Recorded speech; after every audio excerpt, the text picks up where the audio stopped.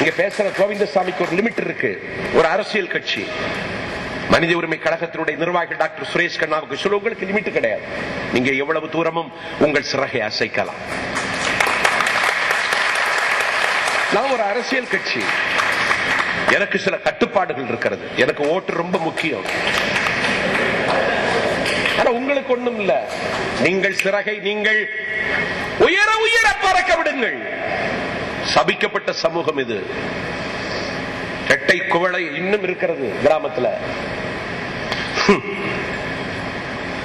30 வயதாகி போயும் கல்யாணமாகாத கன்னி பெண்கள் நாடு முழுக்க இருக்கிறார்கள். உசிலம்பட்டி ஆண்டிப்பட்டி இல்ல, மழை பெய்யாத தமிழ்நாட்டினுடைய பாதி பகுதிகளிலே பெண் சிசு கொலை சத்தம் இல்லாமல் இன்னும் அரங்கேறிக் கொண்டிருக்கிறது. ஏழை விவசாய கூலி தொழிலாளிக்கு இந்த மண்ணில் அவனுக்கு எதுவும் அவனுக்கு கிடைக்கவில்லை. இது ஒவ்வொரு கிராமத்திலையும் போய் பார்த்தா தெரியும். கிராமங்கள் தோறும் போகிற நாஞ்சில் சம்பத் சொல்லுகிறேன், நான் எட்ட முடியாத இடத்தை நீங்கள் எட்டுங்கள். உங்களுக்கு பிரச்சனை இல்லை. நீங்க பேசினா உங்க மேல வழக்கு போட மாட்டான். உங்களை போலீஸ் தேடாது. நான் நாளைக்கு வீடு போய் சேர்ந்துவதற்கே உத்தரவாதம் இல்லாத வாழ்க்கை என் வாழ்க்கை. உங்களுக்கு ஒரு பாதுகாப்பு இருக்கு, உங்களுக்கு ஒரு சேஃப் இருக்கு, உங்களுக்கு ஒரு கவசம் இருக்கு. நீங்க மனித உரிமை ஆர்வலர்கள்.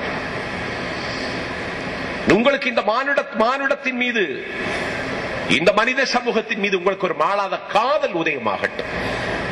அதான் இதுல ரொம்ப முக்கியம். அப்படித்தான் அன்றைக்கு அமெரிக்காவில் மனித உரிமை அமைப்புகள் வடிவம் பெற்றன. இதை பிரச்சாரமாக்குங்கள். நீங்கள் ஷெல்லி அன்னைக்கு அவன் தான் எழுதினான். மனித உரிமை சாசனம் 1948 டிசம்பர் 10 வெளியிடப்பட்டதென்றால் கர்த்தாவாக இருந்தவன் கவிஞன் ஷெல்லி. அவன் தான் மான்செஸ்டர் படுகொலையை விவரித்து எழுதினான், கண்டனம் தெரிவித்தான். ஆதிக்கவாதிகள் இதை எதிர்ப்பார்கள் என்று சொன்ன பொழுது பெலூனிலே எழுதி பறக்க விட்டான். கண்ணாடி குப்பிகளிலே அதை எழுதி கண்ணாடி குப்பிக்குள்ளே வைத்து நதி நீரில் தவற விட்டான் ஷெல்லி. அவன்தான் சொன்னான், நீங்கள் விதைக்கிறீர்கள், ஆனால் எவரோ அறுக்கிறான். நீங்கள் நெய்கிறீர்கள், ஆனால் எவரோ உடுத்துகிறான். நீங்களே ஆயுதங்களை வார்ப்பிக்கிறீர்கள், ஆனால் எவனோ ஆயுதத்தை ஏந்துகிறான். அதற்கு பிறகு ஷெல்லி மனித உரிமை மறுக்கப்பட்ட மக்கள் சமூகத்தில் நின்று ஷெல்லி குவினான். நீங்களே விதையுங்கள், நீங்களே அறுவடை செய்யுங்கள், நீங்களே நெய்யுங்கள், நீங்களே அணியுங்கள், நீங்களே ஆயுதங்களை வார்ப்பியுங்கள், யாருக்கும் கொடுக்காதீர்கள், நீங்களே ஏந்துங்கள், நீங்களே செல்வத்தை தேடுங்கள், வேறு யாரும் குவிப்பதற்கு அனுமதி கொடுக்காதீர்கள் என்று ஷெல்லி எழுதினான். 48 டிசம்பர் 10 மனித உரிமை சாசனத்திற்கு வித்தாக விழுந்தவன் ஷெல்லி. பிரபகண்டா மூலமா தான் நடந்துச்சு. அப்படி செய்யணும். அத ஷெல்லி எழுதினான். ஜான், மன்னர் ஜான் வாளின் முனையில் கையெழுத்திட்டா மேகன காட்டாவுக்கு. நூற்றாண்டுகள் ஆயிற்று. லண்டன்ல பெண்களுக்கு வாக்குரிமைக்கு வருஷம் ஆயிப்போச்சு. நமக்கு வாக்குரிமை இருக்கு, ஆனா போடுறது யாரோ போடுறாங்க. லண்டன்ல அப்படி நடந்ததே, இதனை செய்தாங்களே.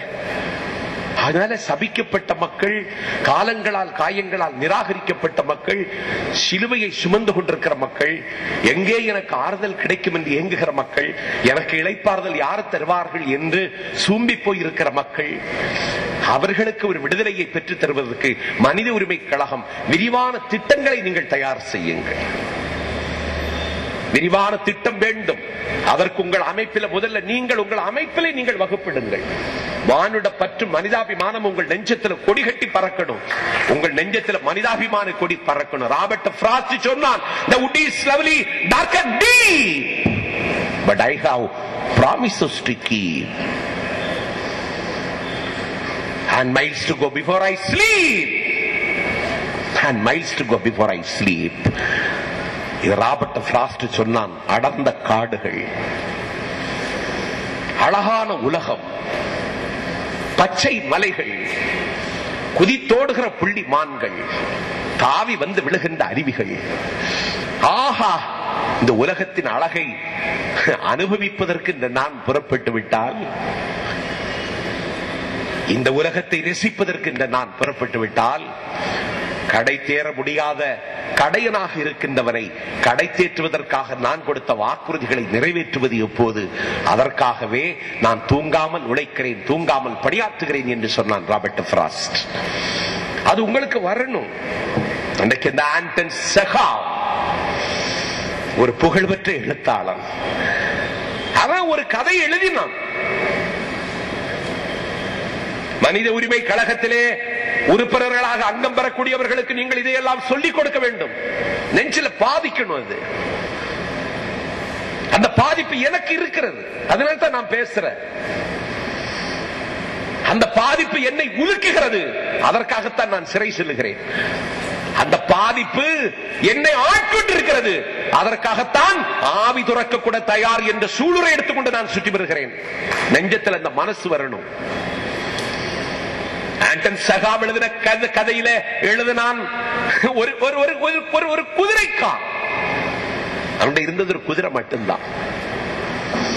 குதிரை வண்டி ஓட்டி பிழைக்கிறவன் அவன். அவன் திருமணம் செய்து கொள்ளல, அவனுக்கு வயசாகி போய்விட்டது. அவன் அந்திம காலத்துக்கு வந்து விட்டான்.